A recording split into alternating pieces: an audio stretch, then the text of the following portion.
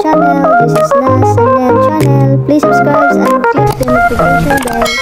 So, today is the day to remember. Pumunta pala kami sa grocery.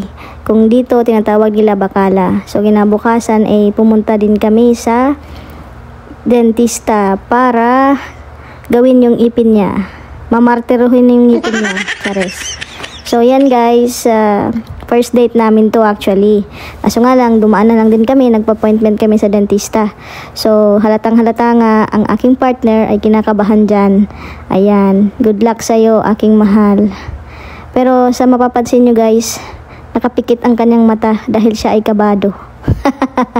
Pero anyway, good luck Adi. Kaya mo yan. Ayan. Mas lalo ka nang gaganda. Chares. So, ayan guys, pagkatapos nga niyan, pumunta rin kami sa salon at nagpagupit siya. Nagpaganda talaga ang aking asawa, Charis. So, ayan. Beautiful lady in my eyes. Only you, nothing but you, Charis. So, ayan guys, pumunta na kami ng sine at sadyang kami ng talagang tao. Exclusive talaga to. Oh my God. So, yun lang guys. Ito yung latest update namin sa aming weekend. Thank you so much and God bless you all. Mwah!